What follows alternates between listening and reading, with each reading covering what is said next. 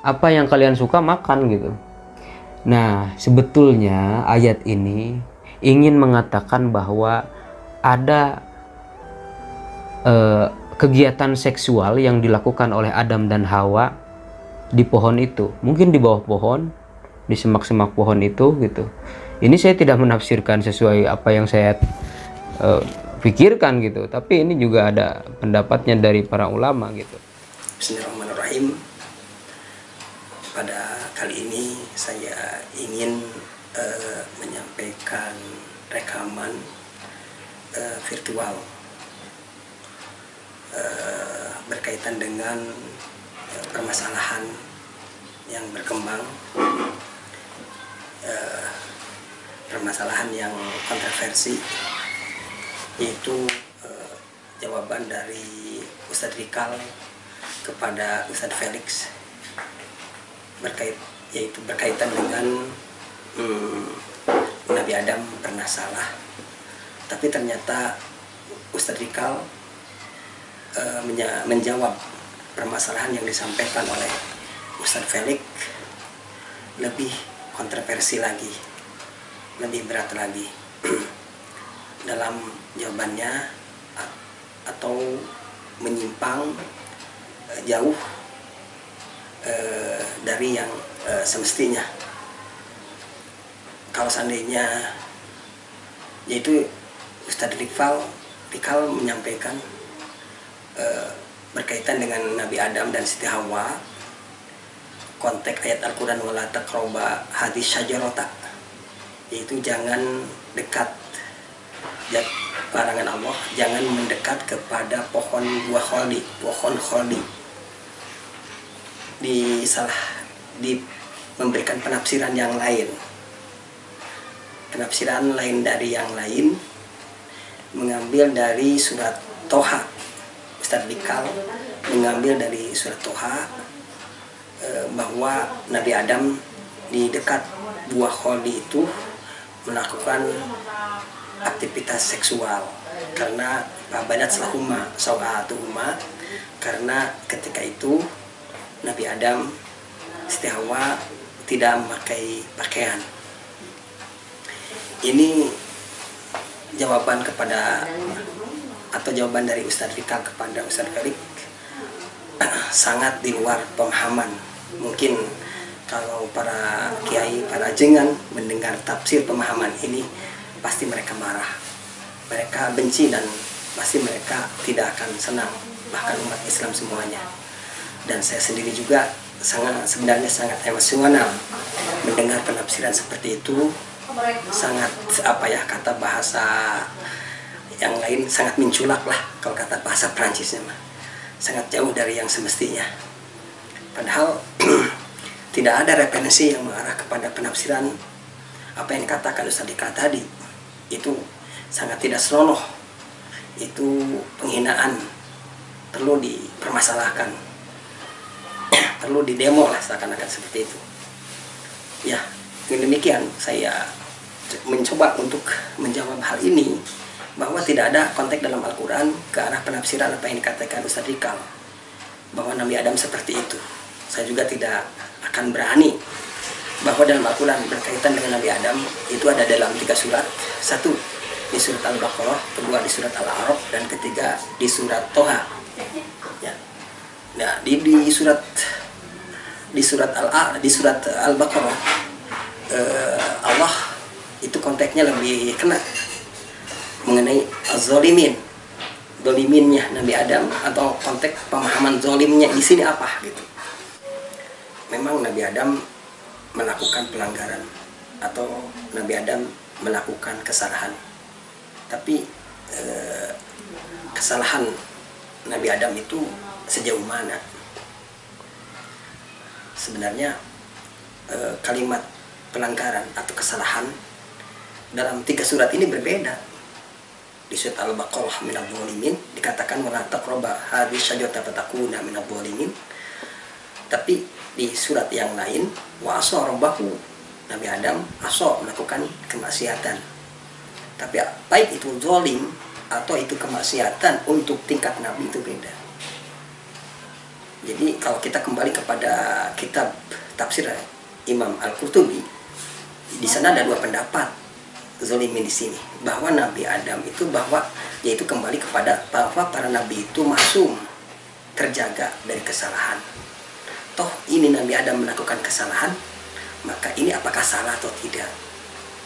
Jadi di dalam itu ada ulama yang mengatakan bahwa nabi itu maksum, terjaga dari dosa yang maksimal, yang besar, dan tidak terjaga oleh dosa yang kecil, yang minimal. Tapi ulama jumhur, mayoritas ulama mengatakan bahwa nabi itu terjaga, maksum, baik dari dosa besar minimal, maksimal, atau dosa kecil minimal, baik dari dosa kesalahan minimal atau maksimal, terjaga. Maka ini jumhur, artinya bahwa di sini nabi itu tidak salah. Kalau seandainya nabi tidak salah, toh bagaimana ini permasalahannya? Nabi Adam ini melakukan kesalahan di sini. Ini artinya bahwa kesalahan Nabi Adam di sini tidak salah. Tidak salah karena dia melakukan hal ini di tempat yang dibolehkan segala hal, yaitu surga. Satu itu.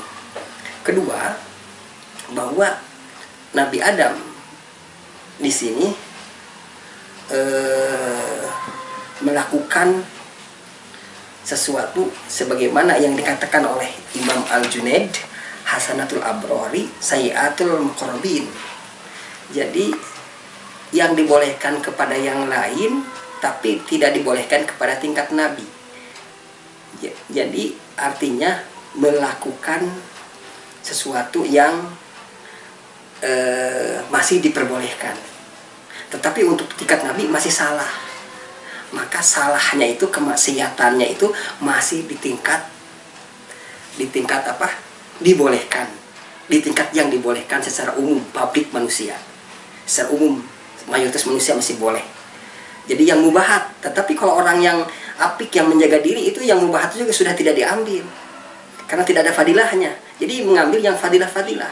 Ya, ini permasalahannya kesalahan dari segi fadilah saja, keutamaan Nabi Adam itu. Maka tidak salah, hanya kepada wasok yang fadilah, tidak cuma yang tidak mengambil afdol aja. Di bawah afdol diambilnya, itu di bawah afdol karena sudah dilarang, tapi tidak ke arah sana. Walaupun dikatakan aso, tapi tidak aso apa yang kita lakukannya secara maksiat.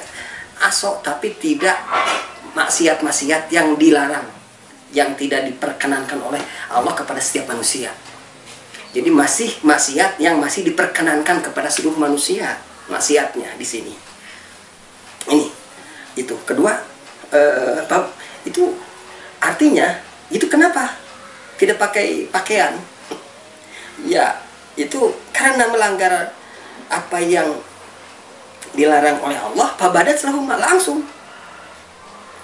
langsung Nabi Adam hilang pakaiannya, tidak memakai pakaian dengan salah itu.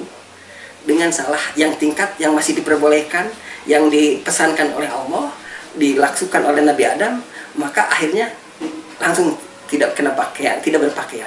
Jadi berpakaian itu bukan disengaja tidak berpakaian seperti orang-orang sekarang, tetapi tidak berpakaian itu karena Nabi Adam melakukan yang dilanggar, yang dipesan oleh Allah, sehingga hilanglah pakaiannya ketika itu.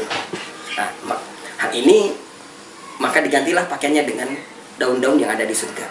Kenapa saya mengatakan itu, bahwa kesalahan bukan karena Nabi Adam meninggalkan pakaian, tapi dengan melakukan kesalahan jadi pakaiannya hilang. Ini kembali kepada surat Al-A'raf. Di surat Toha, fa'akala minha fabadat lahuma sawatuhuma wa tafiqo yakhsifani alaihima min warokil jannah wa aso adamu rabbahu faghawa. Fa'akala minha, Hawa dan Adam makan. Fabadat lahuma sawatuhuma, makan buah huldi maksudnya ya. Fabadat lahuma sawatuhuma, fabadat maka nampak, lahuma ya dari Adam dan Hawa itu sawatuhuma. Sawatuhuma para ulama menafsirkan bahwa ini adalah aurat. Jadi ketika Adam memakan buah itu dan Hawa, itu Adam dan Hawa tidak menggunakan pakaian. Bagaimana Anda bayangkan Adam dan Hawa tidak menggunakan pakaian dalam waktu yang sama di bawah pohon? Itu pasti ada pekerjaan yang lain selain memakan buah. Imam Qurtubi menyampaikan ikhtilaf ulama, menyampaikan pendapat ulama bahwa siapa saja yang tidak berpakaian, kebetulan hilang pakaiannya, wajib segera memakai pakaiannya. Jadi kalau saya boleh bacakan dari surat Al-A'raf ini, wa anallahu aujaba alaina satar, bahwa Allah mewajibkan kepada kita memakai baju, memakai pakaian. Ini kewajibannya ada. Jadi secara otomatis, secara tidak sengaja, Ustadz Rikal mengatakan tidak memakai pakaian di surat Toha, padahal di surat Al-A'raf sudah membahas Nabi Adam, dan konteks Nabi Adam itu di dalam surat Al-A'raf itu wajib manusia untuk memakai pakaian. Wa anallahu ajaba, sesungguhnya Allah wajib menutup alaina kepada kita, untuk menutupnya badan kita. Walidzalika ibtada'u ila satriha, oleh karena itu segeralah untuk segera memakai pakaian.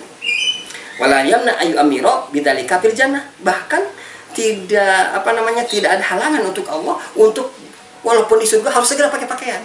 Mentang-mentang di surga sudah aja pakaian tidak dipakai. Gitu di dalam ini. Mentang-mentang di surga karena segera dibolehkan tidak berpakaian juga langsung dibuka saja pakaiannya, tidak. Ini wala yamna, tidak dilarang. Tidak ada larangan bagi Allah untuk menyuruh. Di surga juga suruh ketika tidak memakai pakaian itu harus segera memakai pakaian. Apalagi ini kepada Nabi Adam, maka sangat kontradiktif ini dengan ayat ini, dengan apa yang disampaikan oleh tafsir Al-Qurtubi di dalam tafsirnya. Bahkan ini disampaikan oleh Imam Syafi'i, wa malam yajid, barang siapa yang tidak menemukan apa yang menutup dirinya, maka wajib juga walaupun dengan daun-daun yang ada di sekitarnya. Maka sangat kontradiktif, ya, sangat kontradiktif. Kalau kita kembali kepada hal ini, apa yang disampaikan oleh Ustadz Rikal itu di luar konteks, sangat di luar konteks itu. Tidak ada masalah, tidak ada permasalahan, tidak ada yang menafsirkan karena itu. Bahkan kalau kita simpulkan, mungkin di dalam masalah Nabi Adam itu adalah masalah khalifah yang bahwa manusia itu khalifah di atas bumi, yaitu ada tugas untuk menyuburkan bumi, untuk membangun bumi, untuk membaguskan ini bumi artinya. Dan di sana bahwa Nabi Adam itu sendiri adalah sebagai di samping sampai khilafah adalah di sana ada kontradiktif ketika penciptaan Nabi Adam, awal manusia yang diciptakan Allah, maka di sana ada nota keberatan dari para malaikat untuk adanya makhluk yang baru seperti Nabi Adam. Bahkan yang keberatan itu juga termasuk iblis itu sendiri, yang akhirnya disuruh sujud. Kenapa? Karena ternyata apa yang diciptakan Allah, bagaimana rahasianya? Apa rahasianya? Kenapa Allah menciptakan manusia Nabi Adam? Ternyata rahasianya adalah untuk memakmurkan bumi dan diberikan dengan ilmu pengetahuan yang diberikan Allah kepada Nabi Adam ketika itu dan tidak diberikan kepada yang lainnya. Maka kita menjadi khalifah di atas bumi adalah khalifah yang memakmurkan bumi ini, dan bukanlah khilafah yang diartikan kepemimpinan. Dan di sini khilafah kepemimpinan walaupun ada makna di sini khilafah kepemimpinan, tapi saya memberikan catatan bahwa itu masih ikhtilaf, tidak semuanya. Terima kasih. Wassalamualaikum warahmatullahi wabarakatuh.